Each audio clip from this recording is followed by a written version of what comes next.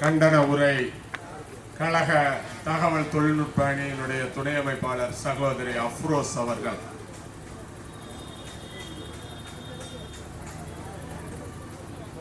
தமிழக வெற்றி கழக தோழர்கள் தோழிகள் அனைவருக்கும் வணக்கம். இந்திய தேசத்தின் ஒருமைப்பாட்டை சீர்குலைக்கும் வகையில ஒன்றிய பாஜக அரசு தொடர்ந்து செயல்பட்டு தான் வருது. அதுல அரசியல் ஆதாயம் ஏற்பட முயற்சிக்கும் பாஜக அரசு இப்ப எடுத்திருக்க வடிவம் தான் வக்பு திருத்த திட்ட மசோதா.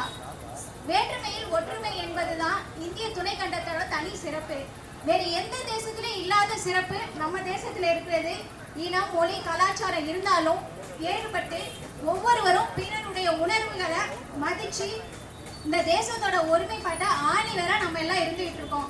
வக்பு என்பது என்ன அப்படின்னு பார்த்தோம்னா, சிறுபான்மை சமூகமான இஸ்லாமிய சமுதாயத்துல மத உரிமைகள்ல வர்றதுதான் இந்த வக்பு சொத்துக்கள். இந்திய தேசத்துல இருந்து தேசம் விடுதலை பெற்ற இஸ்லாமியர்கள் மத உரிமைகள் பாதிப்பு ஏற்படாத வகையில வக்பு சொத்துக்களை கண்காணிக்க அப்பவே மத்திய அளவிலும் மாநில அளவிலும் வக்பு வாரியங்கள் அமைக்கப்பட்டு வக்பு சட்டங்கள் இயற்றப்பட்டோம் நடைமுறையில இருந்துகிட்டு வருது. அப்பவே பாத்தீங்கன்னா எந்த ஒரு பிரச்சனையும் இருக்கக்கூடாதுன்னு சுமூகமா ஏற்படுத்தி இந்த வக்பு சட்டத்துல தேவையற்ற குழப்பத்தை ஏற்படுத்தும் புதிய சட்ட திருத்த மசோதாவை ஒன்றிய மோடி அரசு கையில எடுத்திருக்கு. வக்பு சட்ட திருத்த மசோதாவில் ஆக்கிரமிக்கப்பட்ட வக்பு சொத்துக்களை மீட்பதை கேள்விக்குறியாகும் வகையில ஷரத்துகள் இருக்கு. இஸ்லாமியரின் மத விவகாரங்கள்ல இஸ்லாமியர்கள் அல்லாதவரும் தலையிடலாம் என்பதுதான் இப்ப பிரச்சனை. நம்ம எல்லாம் சகோதரத்துவம் எல்லாம் ஒற்றுமையா இருக்கிற இந்த நேரத்துல நம்ம கிட்ட ஒரு அனலை உண்டாக்கி பிரச்சனைகளை உண்டு பண்ணி குளிர்காயக்கூடிய இந்த வக்ர அரசியல் தேவையா அவங்களுக்கு? சுமூகமா போய்கிட்டு இருக்க இந்த ஒரு அமைப்புல தேவையில்லாத திருத்தங்கள் எதற்கு? இது அரசு நாடாளுமன்றத்திலயும் அவங்க சொல்லல, மக்கள் மன்றத்திலயும் அதுக்கான விளக்கத்தை அவங்க கொடுக்கல.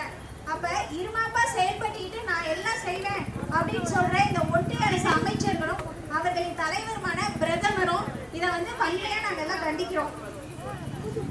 பலரை சில காலம் ஏமாத்தலாம், சிலரை பல காலம் ஏமாத்தலாம். எல்லாரையும் எல்லா காலமும் ஏமாத்திக்கிட்டே இருக்க முடியாது. நம்ம அதுக்கு தக்க பதிலடி கொடுப்போம். தமிழக வெற்றி கழக தளபதி அவர்கள் இதை எடுத்துக்கிறதுல எனக்கு ரொம்ப சந்தோஷம். இங்க வந்திருக்க மகளிர் அனைவரும் ஷால் போட்டு நாங்க எல்லாம் உங்களுக்கு ஒற்றுமையா உங்க கூட நிக்கிறோம் அப்படின்னு சொல்றப்ப இதை விட ஒரு பெரிய விஷயம் எதுவும் கிடையாது. நீங்க என்ன வேணாலும் கொண்டு வாங்க, அடிச்சு தூள் பண்ணிட்டு நாங்க அதில் ஜெயிச்சுட்டு வருவோம். இது வக்பு சொத்துக்களை மீட்க வரை இந்த போராட்டம் தொடருங்கிறத தெரிவிச்சுக்கிறேன். நன்றி, வணக்கம்.